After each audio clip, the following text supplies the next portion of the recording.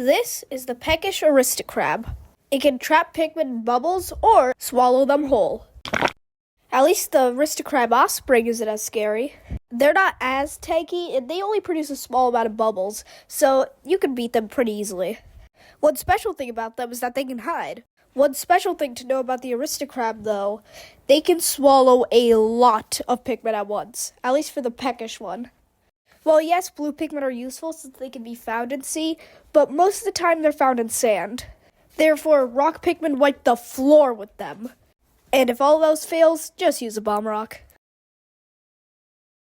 This is the bloom cap bloister, a large enemy with a unique gimmick, its tail. The only way to actually attack this enemy is by attacking it on its tail. The more you attack, then its shell springs up. While in this position, it's really good to rush your Pikmin on it. This will do a lot of damage to him. However, eventually he'll get back up. It's good to whistle them back before he does. This is just the cycle and how to defeat him, so it's pretty easy. However, easier than that is the toady bloister. All you have to do is latch Pikmin on its tail, and it's basically dead. Oh, and then there's this one. The ranging bloister is a complete mess to fight. It was introduced in Pikmin 2, and thank God it didn't come back.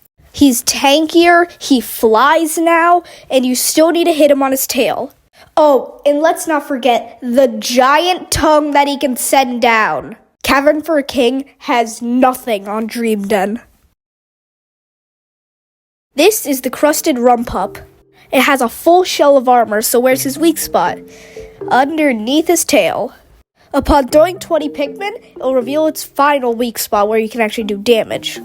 Despite his appearance, he's actually a boss, though not a powerful one. He's really tanky and still takes 4 cycles to just kill him.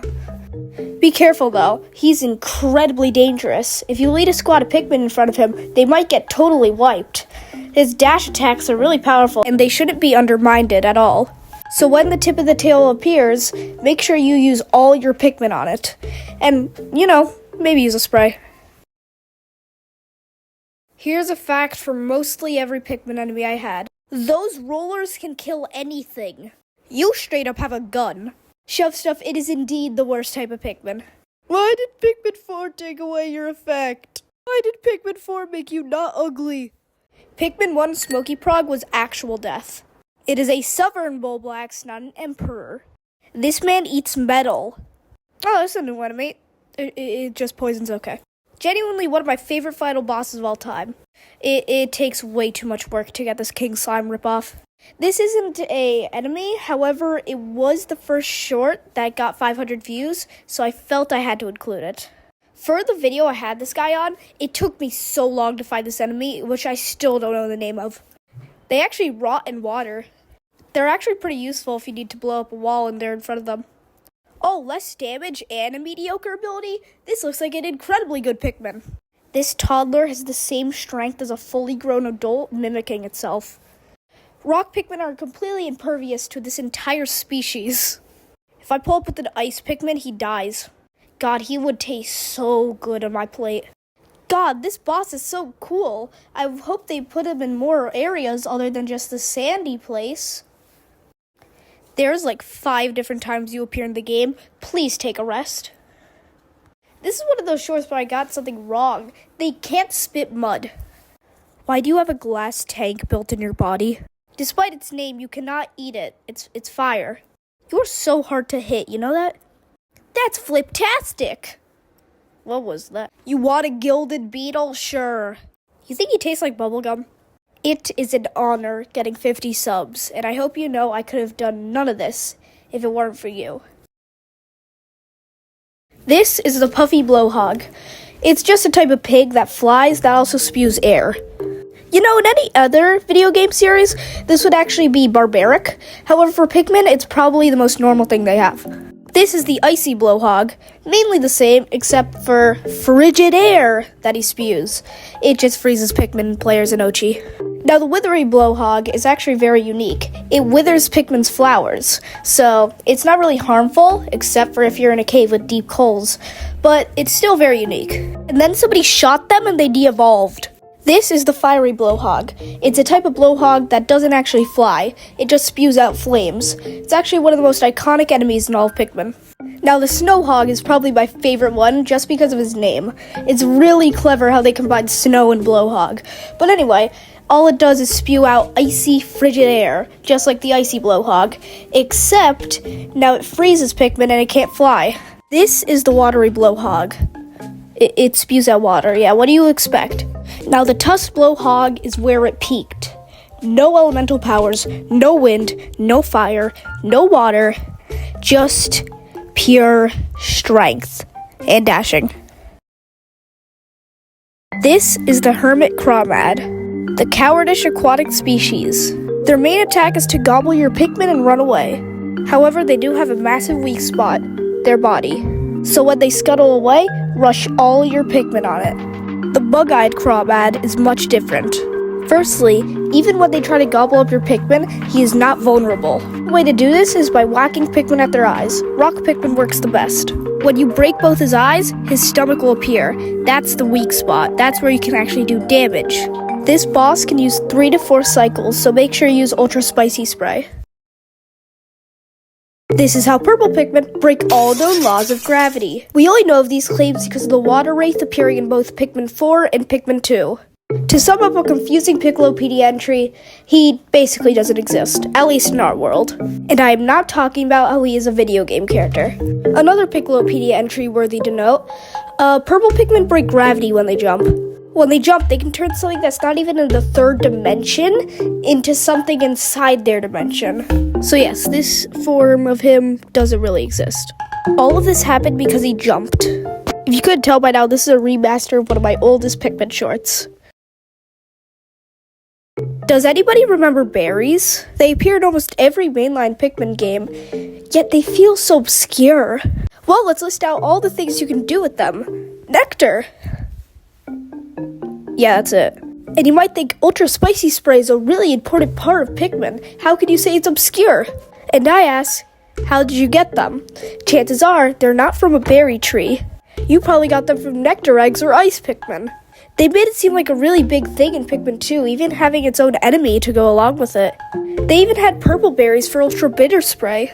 But just like Bitter Spray, both of those things are gone. This is the Anode Beetle, an electrifying insect. It can pair up with other insects, and it can make a literal power line. While that's cool and all, if there's only one, then it literally can't do any damage to you. To attack it, you must throw Pikmin right on top of it. When you do, his belly will get exposed, so much so that you can actually attack it. They're insanely easy to defeat, and if you have yellow Pikmin, they can't attack you at all. However, other Pikmin won't be as lucky. Geez, blue Pikmin have it rough. In the original Pikmin logo, a blue Pikmin is face-planting into the ground. In Pikmin 2, he decided to take up involuntary acrobatics because this happens. In the other logo, he's hanging on by a thread. In the Pikmin shorts, this is him. Pikmin 3 is also hanging on by a thread. Hey, Pikmin just fell down. And on top of that, he got comboed by Ice Pikmin. Seriously, put some respect on his name. Chances are, if you know Pikmin, you know who Olimar is. But just in case you haven't, he was the main character in Pikmin 1, where you had to rush and find all his ship parts. And while some are used for comedic effect, like the Geiger counter always ticking but Olimar doesn't know that it measures radiation, some are used for more dark purposes. The Nova Blaster can blast a hole through a planet. And yes, you heard me right, this thing is a more powerful Death Star. What's even more scary about this? Hey, what's that? This is the Eternal Fuel Dynamo. It creates eternal fuel. Now, Olimar's a very kind-hearted soul. But if Louie got it, well, if he got it, he could blow up solar systems in 7 seconds. Now, Olimar only needs to use this if there's a meteor in the way, but he fails his shot 2 times in the entire series.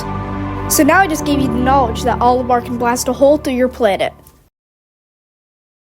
Do purple Pikmin live up to their expectations?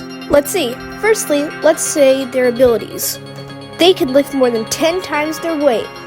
Now, that's good and all, but that's highly situational, unless you're in a cave. Their other abilities being able to stun any creature. That's really good, but Ochi does that exact same thing. So I've come to a conclusion that I'm afraid to make. Are purple Pikmin overrated? Short answer, no. Almost every Pikmin game has to require you to get purple Pikmin to progress. Heck, they're the only way to get the Doomsday apparatus. In fact, I consider them to be one of the best Pikmin ever. Where does Pikmin take place? First, let's look at some treasures. This is just somebody's dentures. But more specifically, it looks like a human's dentures. But let's just say that this planet has species that look like human. That doesn't mean that this planet is Earth. Well, I'm not done with the treasures. That's just a Game Boy. But fine, let's say that this planet had similar humans that built similar devices. That still doesn't mean that this planet is Earth. I did not say I was done. Game & Watch, D-pad, jewelry. Like, come on. And there's still more. Rubber ducky. Like, seriously. There's even an adapter. That's just a pack of sardines. It's safe to assume that PNF 404 is Earth. I mean, come on, look at the planet. This is Moss, one of the most annoying creatures in Pikmin. He was Oldmar's dog that he used to get materials and other things to protect Pikmin. But then he went a little crazy, and now he's kidnapping people. However, he really sucks in Dandori battles. She has the ability to swallow, which makes it really hard to get treasures. His annoyance really shines in Hero's Hideaway, though. She can whistle her Pikmin and have it latch to her instead of Ochi. But fine, I have to remember, Moss is the reason why Oldmar got back. Well, no. It's really the opposite. Moss hopped on Oldmar's ship, but she began feeling sick, so Oldmar went back down, but that's when his life support gave out. So then he crashed and the Pikmin turned him into a seedling. And that's not even it.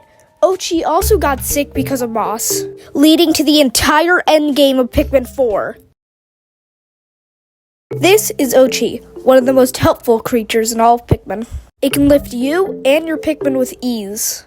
He's also insanely powerful. So much so he makes Pikmin 4 look like a cakewalk.